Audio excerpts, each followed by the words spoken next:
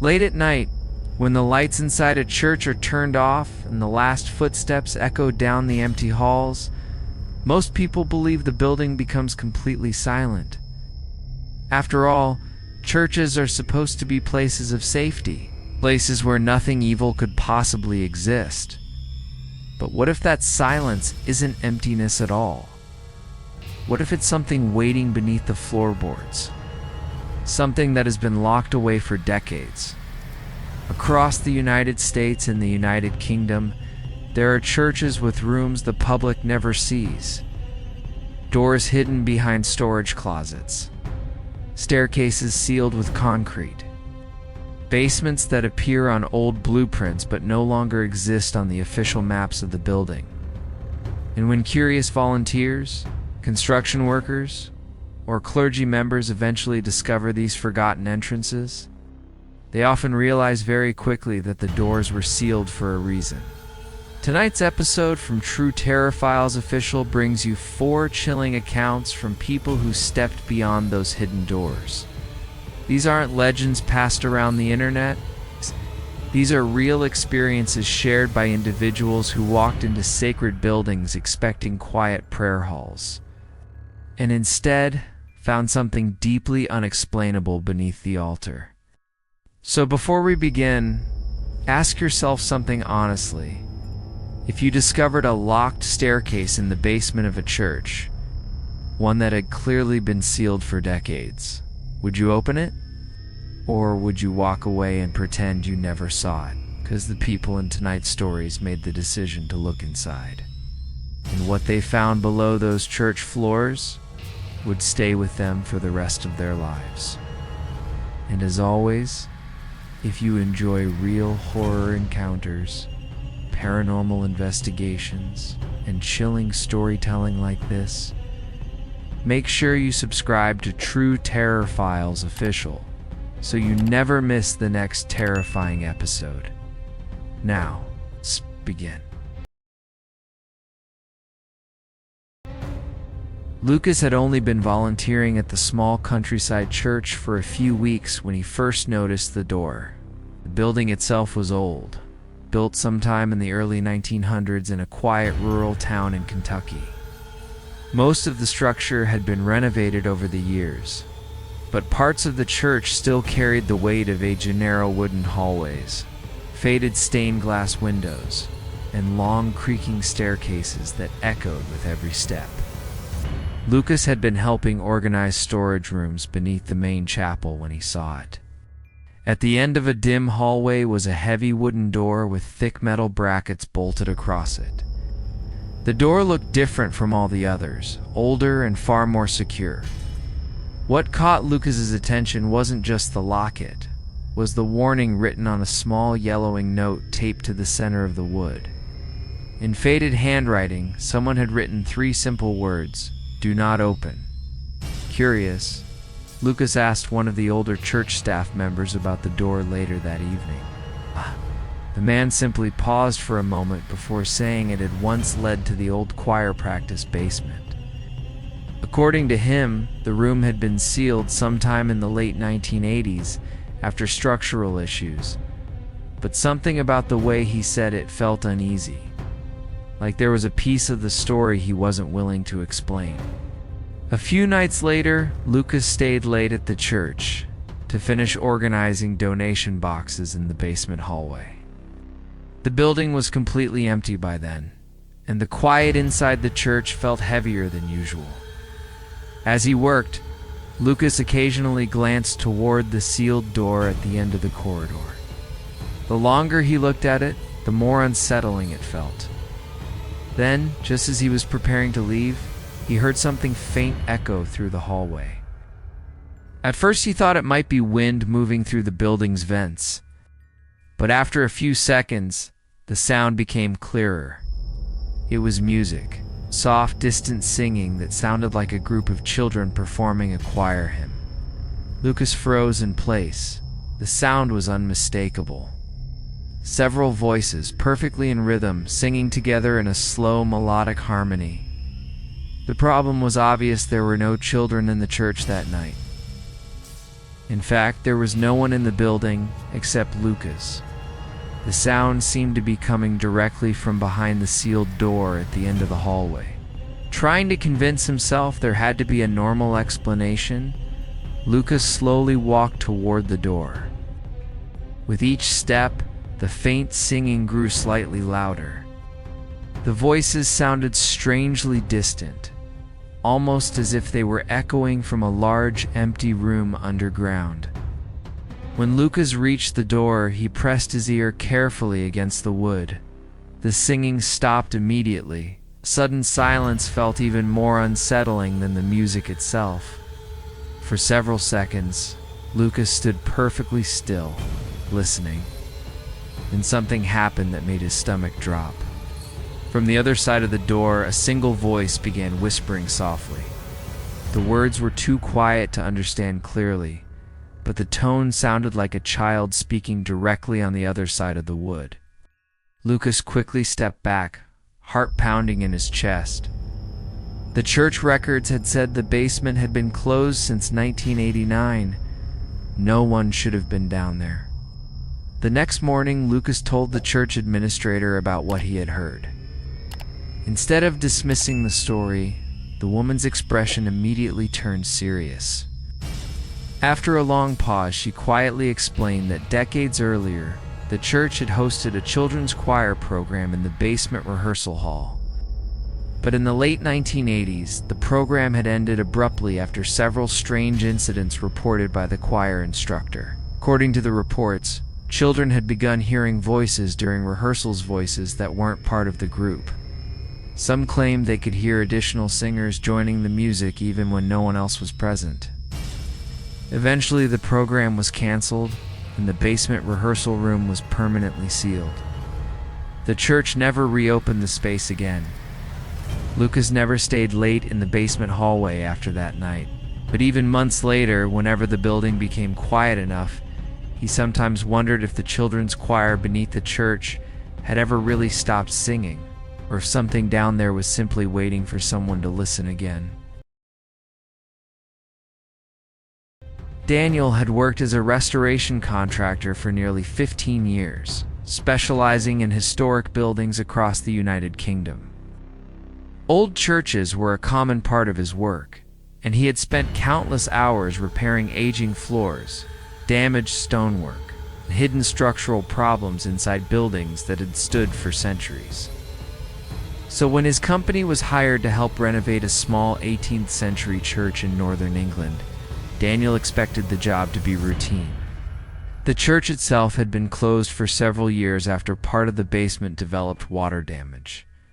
His task was to inspect the lower levels and reinforce the foundation walls before repairs could begin upstairs. While examining a section of brick behind an old storage shelf, Daniel noticed something unusual. The bricks forming one portion of the wall were clearly newer than the rest, as if someone had sealed off an opening long after the church was originally built. Curious, Daniel gently tapped the surface with his flashlight handle.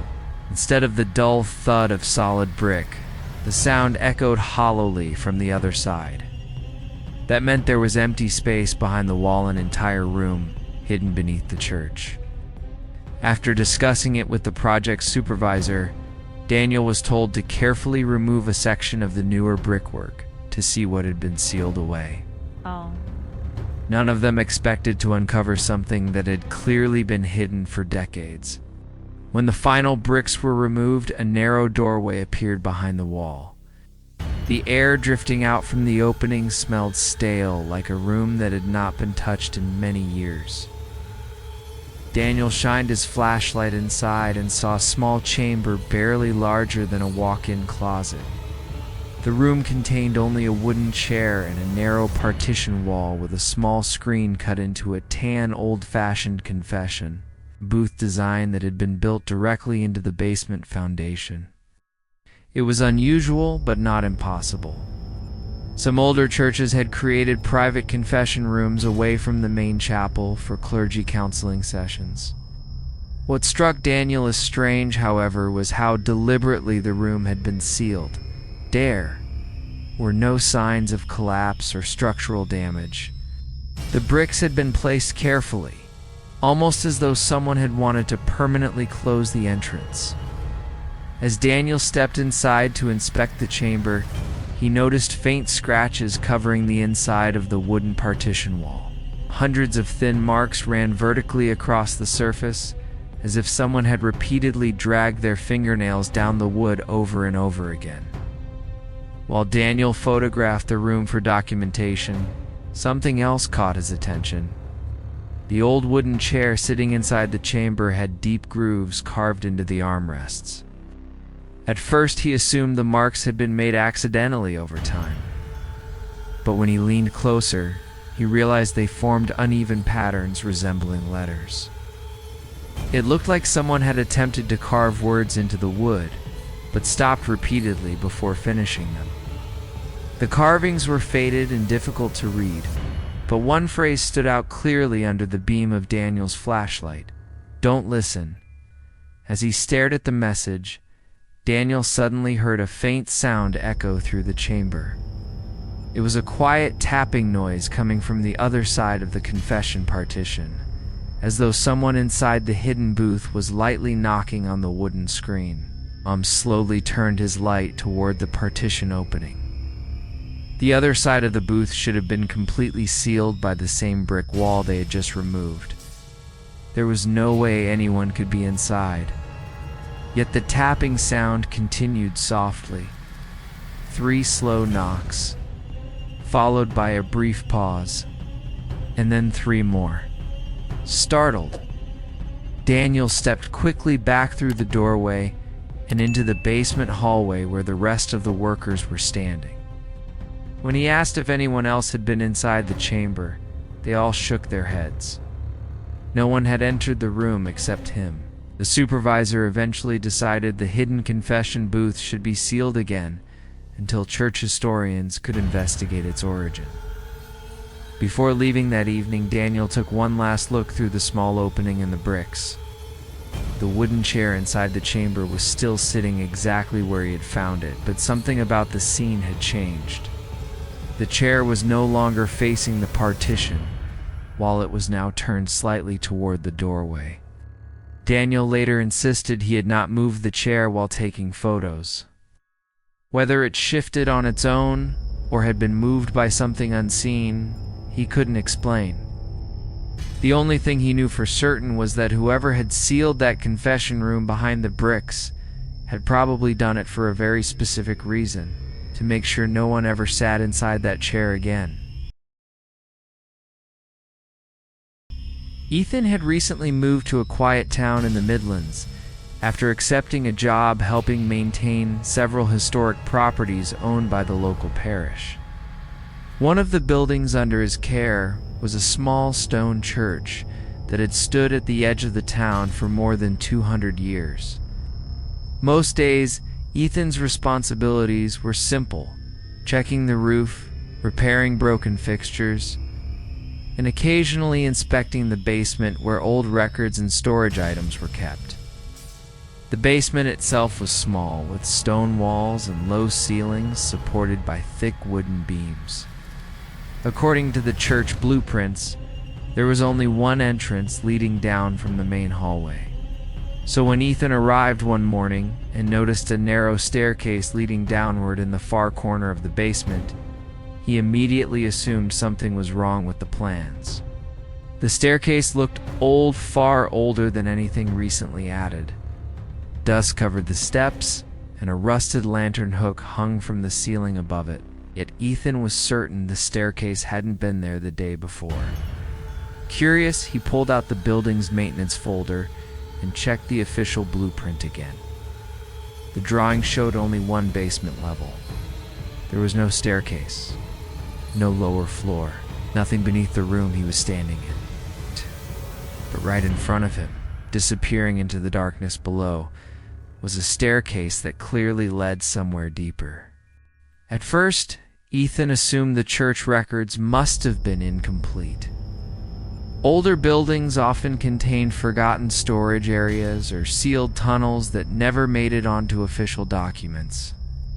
With that thought in mind, He grabbed a flashlight and slowly stepped toward the staircase. The air growing colder near the steps made him hesitate for a moment. A strange draft seemed to flow upward from the darkness below, carrying a faint smell of damp stone and something else he couldn't quite identify. Still, curiosity pushed him forward. Ethan carefully descended the narrow staircase, each step creaking softly beneath his weight. The beam of his flashlight revealed rough stone walls continuing down the passage.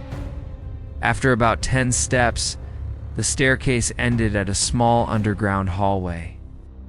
The corridor stretched only a few meters before opening into a circular chamber carved directly into the earth beneath the church foundation. The room was completely empty except for a heavy iron door built into the far wall. Unlike the rest of the basement, the door looked relatively modern, secured with thick bolts and a metal handle that had clearly been locked from the outside. Painted across the center of the door in faded white letters were 2 chilling words: KEEP, closed. Ethan stood quietly in the underground chamber, shining his flashlight across the strange room. The walls were uneven, as though they had been dug out long before modern construction equipment existed. What unsettled him most was how silent the space felt. Even the faint sounds from the church above seemed completely blocked by the thick earth surrounding the chamber. For several minutes, Ethan simply examined the area, trying to understand why a room like this would exist beneath the building. Then he noticed something strange near the iron door. Scratches covered the stone floor in front of it, deep marks carved into the ground as if something heavy had been dragged repeatedly across the surface. As Ethan knelt to examine the scratches, a sudden sound echoed from the other side of the iron door. It was faint at first, almost like shifting gravel. Then came a slow thud, followed by another and another, like someone or something lightly striking the door from inside the sealed room. Ethan froze instantly, staring at the door while the sound continued. Each dull impact echoed through the underground chamber, followed by several seconds of silence before repeating again. The pattern almost sounded deliberate, as if something inside the room was testing the strength of the metal barrier. Ethan slowly backed away toward the staircase, his flashlight shaking slightly in his hand. As he reached the first step, the sound suddenly stopped. The silence that followed felt even heavier than before. Ethan quickly climbed back up the staircase and returned to the main basement. Later that afternoon, he checked the church records again, searching for any mention of a lower chamber or sealed room beneath the foundation. There was nothing. No architectural notes, no renovation reports, not even a passing reference to underground construction. Even stranger, when Ethan returned to the basement the next day with another staff member to show them the staircase, the corner of the room was completely empty. The staircase was gone. The stone floor where it had appeared was perfectly solid, as if the passage leading downward had never existed at all. But Ethan still remembered the words painted on that iron door, and the unmistakable sound of something knocking from the other side, patiently waiting in the darkness below the church.